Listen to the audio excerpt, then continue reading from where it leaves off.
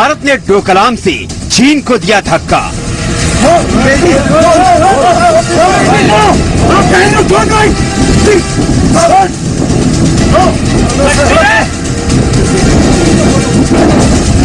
डोकलाम से खदेड़े जाने के बाद ऐसा नहीं है कि चीन अपनी विस्तारवादी नीति छोड़ देगा। हिमालय से लेकर हिंद महासागर तक चीन की कार्रवाइयां जारी हैं।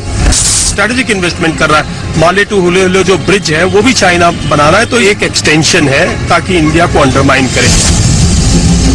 मालदीव में जा घुसा धोखेबाज ड्रैगन।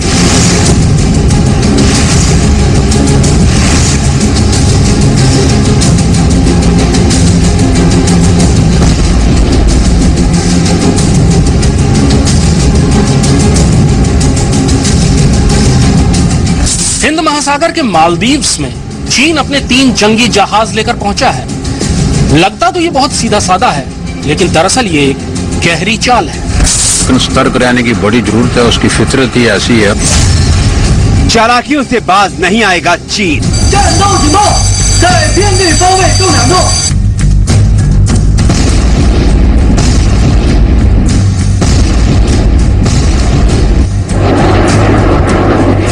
हर तरफ फैलने के पागलपन में चीन कभी लद्दाख में घुसता है तो कभी बाराहोती में और कभी दुनिया भर के समंदरों में।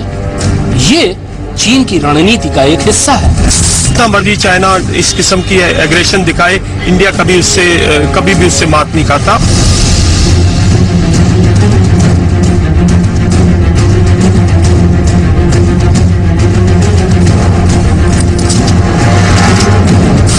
भारत के राष्ट्रीय सुरक्षा सलाहकार अजीत डोवल ने कड़े लहजे में चीन के चरित्र का पोस्टमार्टम कर दिया। कहा, जहां भी सीमा विवाद होगा तो क्या वो जगह चीन की हो जाएगी। चीन का चालबाज चरित्र। नमस्कार, स्वागत है आपका हमारी इस खास पेशकश में। मैं हूं अदिति अवस्थी। डोकलाम विवाद पर समझौता हो गया। भारत और चीन की सेना अपने अपने क्षेत्र में लौट आई, लेकिन इसका मतलब यह बिल्कुल नहीं कि चीन अपनी चालाकियों से बाज आ जाएगा।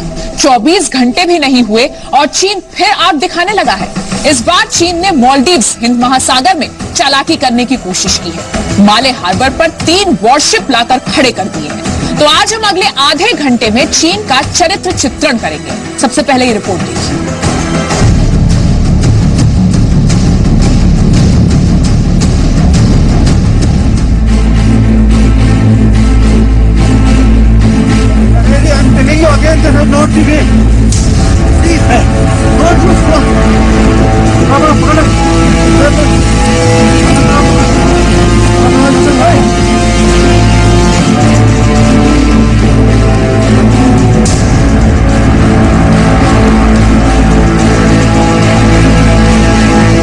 चीन के साथ डोकलाम विवाद पर करीब 70 दिन के बाद समझौता हो गया।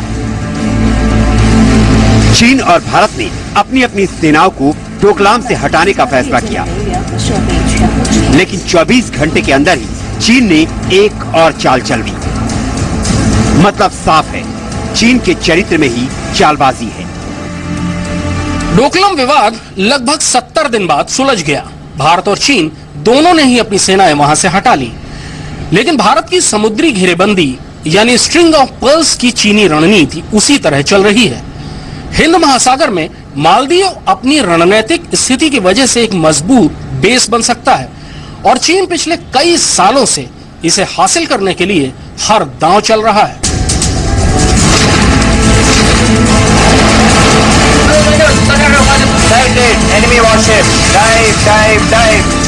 चीन ने ये चालबाजी इस बार हिंद महासागर में की है।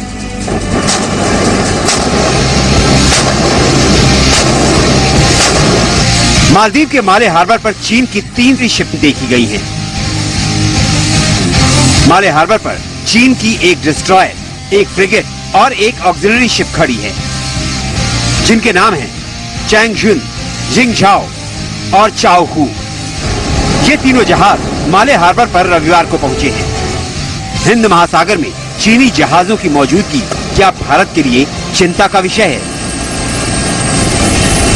जितना मर्जी चाइना इस किस्म की एग्रेशन दिखाए, इंडिया कभी भी उससे मात नहीं खाता। इंडिया का वहां पे से है, ऐसी बात नहीं है, लेकिन ये मैं समझता हूं जो आज के दिन स्ट्रेटेजिक जो इन्वेस्टमेंट चाइना कर रहा है और जिस तरह से चाइना मालदीव्स को एग्रेसिवली इंडियन नेबर्स को कर रहा है, मैं समझता हूं इस पे भारत को कुछ ना कुछ करने की आवश्यकता है।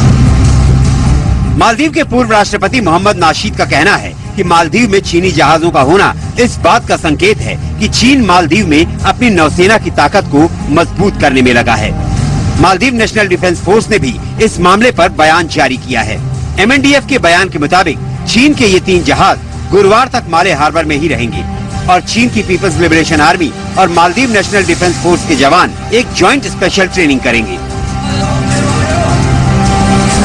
भारत को हमेशा सतर्क रहना पड़ेगा और चीन के प्रति जो उसका जो रवैया है उसके लिए तैयारी भी करनी पड़ेगी और चीन को ये लगना चाहिए कि भारत भी जो है एक शक्तिशाली देश है और वो भी कभी रिटेलिएट कर सकता है और इसके साथ जो पंगा लेना, इस तरीके से हरकतें करना जो है वो उसके लिए भी खतरनाक हो सकता है। तो ऐसी एक शक्ति जो है भारत को अपनी बनानी पड़ेगी।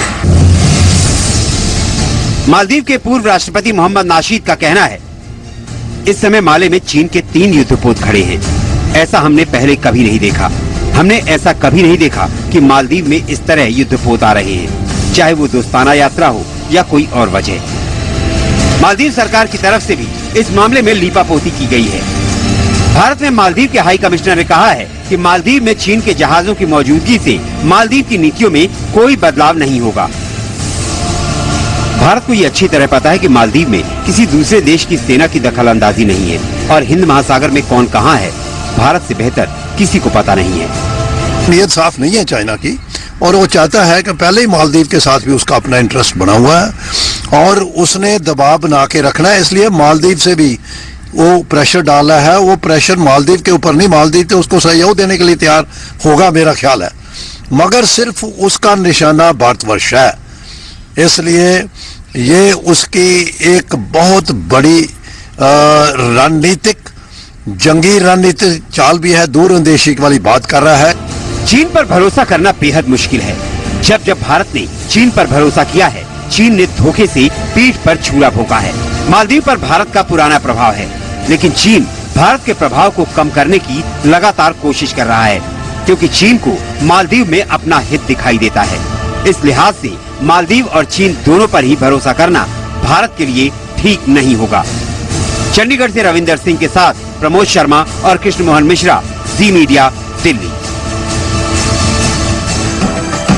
अब आप चीन की हेकड़ी तो देखिए, दोनों के बीच डोकलाम में आपसी समझौता हुआ, लेकिन आज चीन के विदेश मंत्री फिर जहर उगलते नजर आए।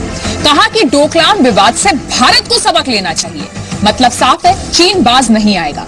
100 बात की एक बात, चीन पर भारत को भरोसा नहीं करना चाहिए, क्योंकि चीन ने हर बार भरोसा तोड़ा ही है।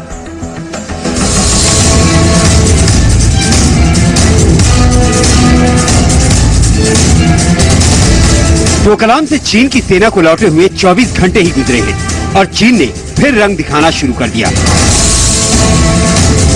चीन के विदेश मंत्री वांग यी ने कहा कि डोकलाम में भारत और चीन के बीच 73 दिन से चला रहा गतिरोध भारत के सैनिक हटाए जाने के बाद खत्म हुआ। अब दिल्ली को इससे सबक सीखना चाहिए और भविष्य में इस तरह की घटनाओं को रोकना चाहिए। The leaders will focus their discussions on deepening brisk cooperation, people-to-people exchanges, institutional building and other issues. At the plenary session, the BRICS leaders will adopt the BRICS Leaders Xiamen Declaration.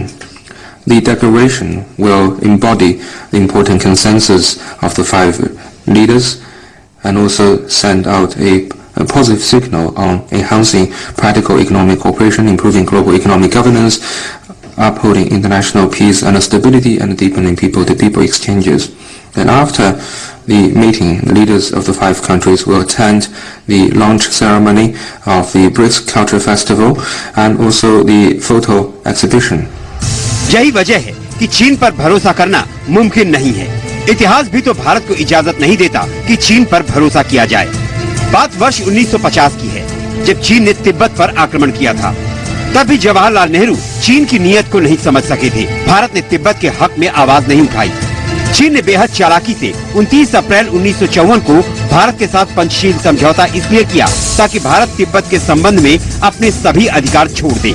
हैरानी की बात यह है कि उस वक्त भारत के प्रधानमंत्री पंडित नेहरू ने 12,28,400 किलोमीटर स्क्वायर में फैले तिब्बत पर चीन के अवैध कब्जे को मान्यता दे दी।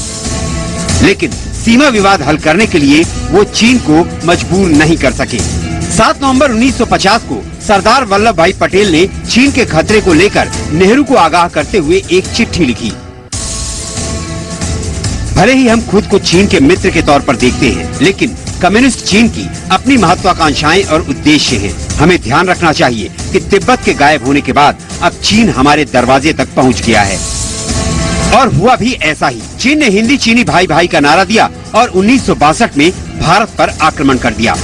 20 अक्टूबर 1962 को चीन ने भारत की सीमा पर बड़े पैमाने पर हमला बोल दिया। 4 दिन के अंदर ही चीन की सेना नेफा के अंदर 60 किलोमीटर तक घुस गई। अब इसे चीन की धोखेबाजी नहीं तो और क्या कहा जाए। भारत चीन युद्ध को करीब 55 साल बीत चुके हैं, लेकिन चीन अपनी विस्तारवादी नीतियों के कारण भारत से हमेशा चालबाजी करता रहा है, जिसका ताजा उदाहरण है डोकलाम विवाद। भूटान के डोकलाम में चीन सड़क बनाना चाहता था। भूटान से एक समझौते के तहत भारत ने चीन को सड़क बनाने से रोक दिया। भारत और चीन के बीच ये गतिरोध 73 दिनों तक चला। इस दौरान चीन ने जमकर शक्ति प्रदर्शन किया। चीनी मीडिया के जरिए अनाप शनाप बातें की, युद्ध की धमकी दी गई, लेकिन भारत अटल रहा। और आखिरकार भारत और चीन में समझौता हुआ और चीन की सेना को डोकलाम से लौटना पड़ा।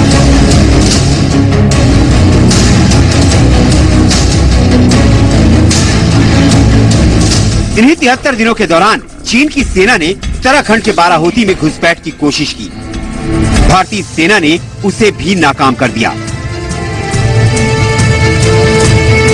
लद्दाख के पेंगोंग लेक में भी घुसपैठ की कोशिश की गई। यहाँ भी चीनी सेना को भारतीय सेना के पराक्रम का सामना करना पड़ा।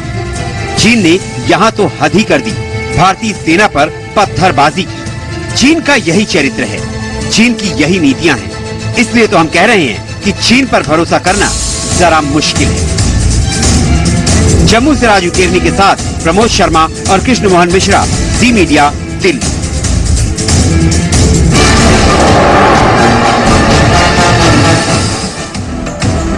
भारत और चीन ने सोमवार को डोकलाम से अपनी अपनी सेना हटाकर विवाद पर विराम लगा दिया। डोकलाम विवाद ऐसे वक्त पर खत्म हुआ जब अगले हफ्ते ब्रिक्स शिखर सम्मेलन में शामिल होने के लिए प्रधानमंत्री नरेंद्र मोदी चीन जा रहे हैं। डोकलाम विवाद को पांडवों ने दरअसल सुलझाया है, यानी डोकलाम पर पांडव से हारा चीन। ये पांडव है भारत के राष्ट्रीय सुरक्षा सलाहकार अजीत डोवल, भारतीय सेना के chief general Bipin Rawat, director general military operations lieutenant general Anil Bhatt, विदेश सचिव एस जयशंकर और चीन में भारत के राजदूत विजय केशव गोखले। अब सबसे पहले बात कर लेते हैं अजीत डोवल की। उनकी क्या भूमिका रही? डोकलाम विवाद पर यांग जेची से बातचीत उन्होंने शुरू की। बातचीत पीएम मोदी के हैम्बर्ग दौरे के दौरान हुई। डोवल और जेची ने बीजिंग में इस मुद्दे पर बात की। अजीत डोवल ने यांग जेची से शांति की बात की। डोवल ने यह भी कहा कि भारत अपने फैसले से नहीं हटेगा। डोकलाम मुद्दे पर जनरल बिपिन रावत का रोल भी बहुत इंपॉर्टेंट रहा। चीन के शक्ति प्रदर्शन के बावजूद सेना का जोश बनाए रखा। 73 दिनों के विवाद के दौरान चीन की हर घुसपैठ की कोशिश को नाकाम किया। जनरल रावत जानते थे कि भारत बातचीत में मजबूत स्थिति में है। पांडवों में तीसरे नंबर पर आते हैं जनरल अनिल भट्ट। कश्मीर में आतंकवाद से डटकर मुकाबला किया इन्होंने। चीन की भी हर घुसपैठ की कोशिश का जवाब जमकर दिया है। उसके बाद बात करते हैं विदेश सचिव एस जयशंकर की, जिन्होंने अपने अनुभव का फायदा उठाया, चीन को शांतिपूर्ण समझौते के लिए तैयार किया, राजी किया, मनाया। चीन की धमकियों पर संयम से काम लिया, ओवर रिएक्ट नहीं किया।